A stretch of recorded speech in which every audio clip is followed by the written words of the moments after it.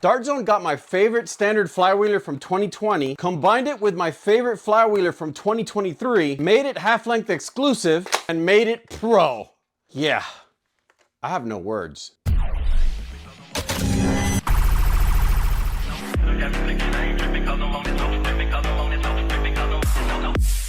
It's crazy that it's almost been 4 years since the first commercially available on the shelf Pro Springer started appearing in our most popular big box stores such as Target and Walmart. Since then, we've been treated to a variety of awesome pump action spring powered blasters, but only a few flywheelers. In late 2022, we were treated to the Mark III, which is a pro tournament level blaster. Then later on in summer of 2023, we were treated to the Omnia, which is an intermediate max level pro blaster. And recently, just this month, we were treated to the pistol form factor Venom Pro, which actually I'm reviewing soon, so stay tuned. However, the Adventure Force Tactical Strike Pro line, which is exclusive to Walmart, has not seen a flywheeler since summer of 2020 when the line debuted at the store. My friends, I'm here to tell you, you don't need to wait any longer. I introduce you to the Adventure Force Maxim Pro.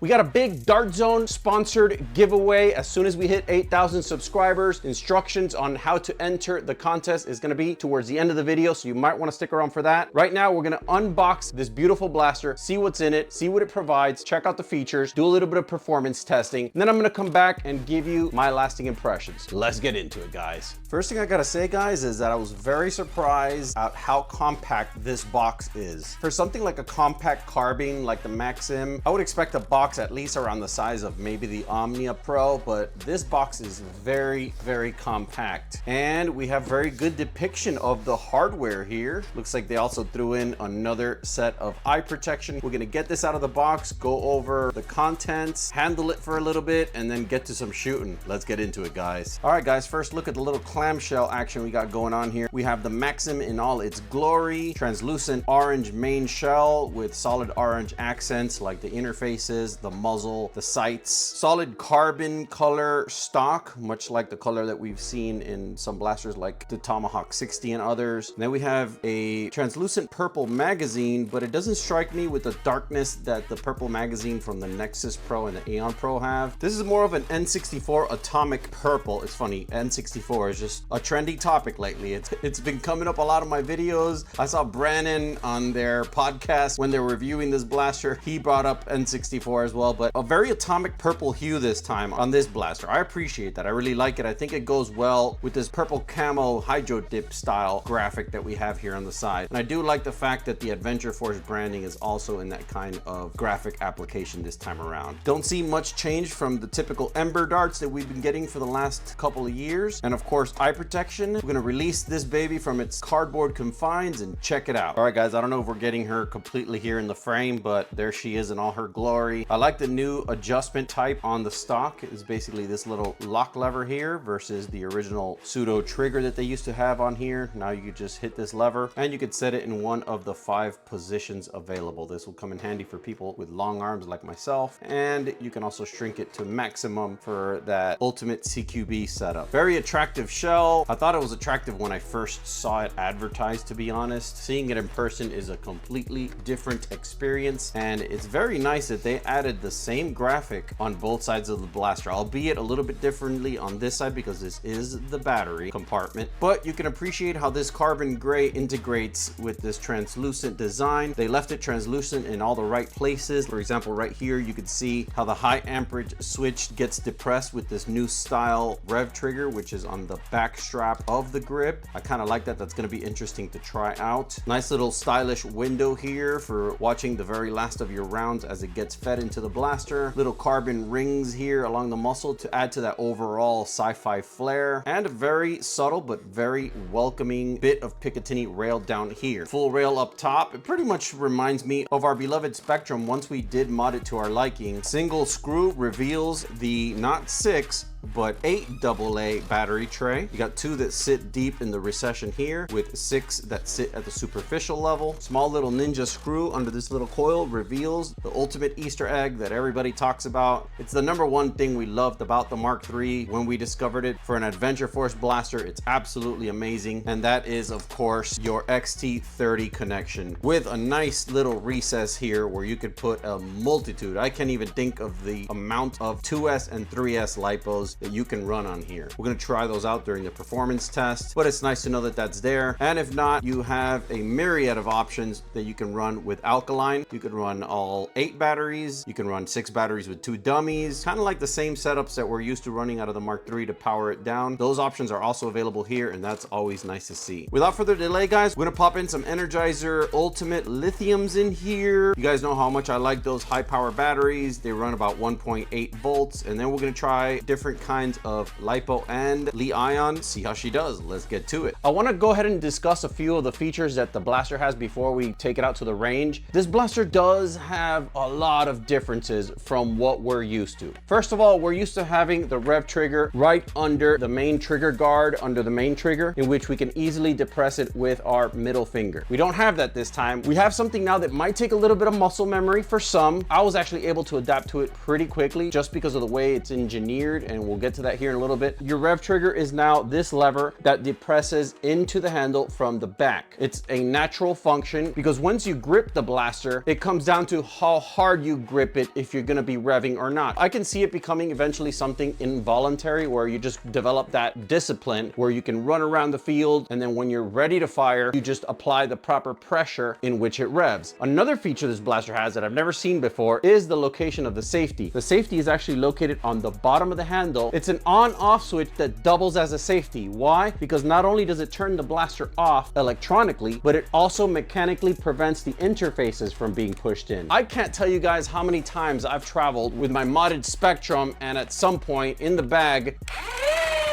the rev trigger will come in contact with a mag or some other accessory, and then I hear some whining in the back of my car. I need to really get around to installing that kill switch. With the Maxim, you don't have to worry about that. It's already there for you. A lot of us are used to this feature on higher end blasters like the Nightingale with that rear switch. Other flywheelers also incorporate some kind of a kill or power switch. I'm really happy that this blaster, at the entry-level price point which it has, which is another thing I'm going to mention towards the end of the video, you guys are not going to believe the price of this thing. So you don't have to worry about your blaster going off randomly in your bags or your storage. The blaster seems to have some high performance 130 series motor just by what I could see through the translucent shell. They feel like there's some Valkyrie-oid kind of motor, so they sound pretty good when pushed, even up to the higher levels of voltage. Flywheels are nice and concave. I didn't see a big difference when going excessively higher in voltage. We'll get into that in the performance section. It's just a joy to shoot. I like how they already incorporated a more minimal front end. We don't have these nozzles that we used to have on the stock Spectrums anymore. Mind you, this is a pro level blaster, which is suitable for CQB. So they already had all these things in mind when they designed and ultimately built this blaster. Another thing that you don't see a lot on blasters is the battery section already contains a large spacious lid for when you remove the AA battery tray. You have enough room to stick in one of the bigger 3S batteries. Even a high capacity nickel metal hydride or a higher capacity 7.4 volt battery pack will fit in here at ease. ease. There's a lot of flexibility in real estate here for your batteries. As I mentioned during the unboxing, the pictures that you saw during the debut and the rollout of the blaster on all the podcasts, or maybe some videos or some leaked photos on the internet you might have seen, does not do this blaster justice. This orange translucent shell hits this nice N64 atomic purple of the mag so nicely. You guys know I like my contrast. Orange and purple have always been a match made in heaven when it comes to Nerf blasters, and it really brings that combination home on this blaster. Got that nice original purple camo Nexus and Nexus X Pro with that nice hydro dip graphic application style right here. And like I mentioned, the fact that this is so short up here allows you to really bring this stock back to accommodate your CQB needs. I consider that very important. Standard end strike attachment. You don't have that round style attachment that you have on both the Thunderbolt and the Spectrum. This is a true end strike compatible stock. Dart Zone is really starting to think outside the box when it comes to flexibility of options and accessories. You have not one, but two areas where you can attach a sling. You can attach it directly in the stock. And if you want a little bit more insurance, you can actually attach it in the back of the blaster right here. There's a nice little loop area right here. It's reinforced by 2 shell screws right at this location, so you don't have to worry about stressing out the shell. We're gonna go to the range right now, get some FPS with a few battery types, check out a little bit of the accuracy on it, and then I'm gonna come and give you my final thoughts.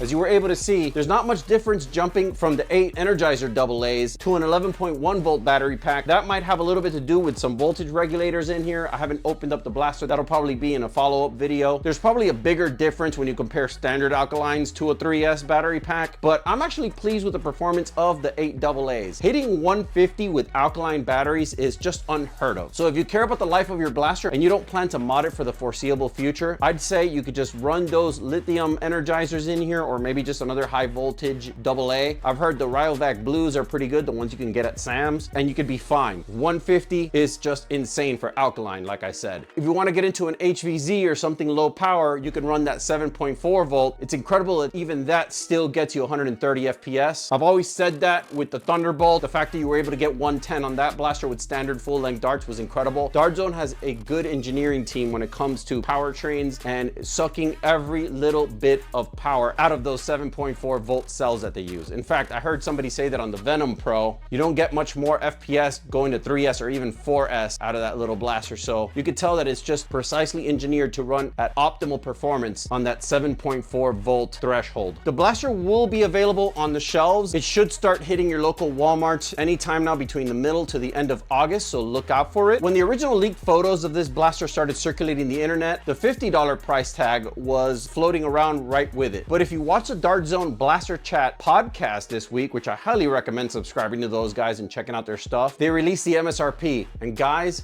$40 is gonna be the entry price point for this blaster. I'm completely ecstatic with this blaster. I'm gonna be playing with it, opening it up, checking out the internals. I can't recommend it enough. It's compact, it's powerful, it's comfortable to hold, very ergonomic. Mag release is buttery smooth. Dart Zone really went out of the way to bring us a nice little blaster that encompasses everything that we love from their other offerings and just put it into a nice, tight, polished, max level pro blaster. Another thing that I really like is that unlike years of the past where we would get an Adventure Force version of a blaster and then a direct Dart Zone iteration of it for their main central line, they decided to do things a little bit differently now. So we're getting a little bit of a carbine here with the Maxim, and then with the Venom Pro, you get a pistol that's fully automatic. That's really cool. With Adventure Force, you get your standard Nexus and Aeon Pro X, and then with Dart Zone Mechs, you get the Nitro Shot stuff with interchangeable drums and mags on the Striker 2.0. I like that variety and that spread. It adds for more collectability, and it adds for people to have different loadouts or build their initial loadout based on exactly what they're looking for. They don't have to choose Walmart version or Target version. You can actually make those choices now. Like, I want to run a Maxim Pro, and then for longer distances, I want to carry a Striker 2.0, or I want to have a Venom Pro, and then I want to have a Nexus Pro X because I like the way that prime is. So you have those options now, and I really appreciate that. As far as our 8K giveaway, we're going to be pulling random comments from this video. As soon as we hit 8,000 subscribers, we're going to pull 5 names out of the comment sections. Those lucky 5 people are going to win a brand new Dart Zone Pro Mark III, the highest tier level of electronic blaster that you can possibly get from Dart Zone. We will be drop shipping those directly to the winners once we hit 8,000 subscribers. So I appreciate if you guys spread the word about this channel. If you have a friend or family that loves the hobby, loves the community, and they just want to keep tabs on the latest products and reviews, let them know about this community, let them know about this giveaway. You do have to be a subscriber in order to participate. And I'm sorry about this, guys, but you do have to live in the continental US. After our first giveaway that we ever did, we had international packages get lost. I don't want any of you guys to have to go through the feeling of losing a package or it getting confiscated by some kind of customs entity. We will be making community posts updating you guys as we get closer to the raffle. Let me know what you think about the Maxim Pro. Do you plan on getting one? Do you know somebody who might like one? Dart Zone also has a really good sale going on their website, so you might check them out. I'll put a link in the description for you guys on that. If you did like this video, you're definitely gonna like this one. I'll catch you on the next one. Stay blasting, foam fam.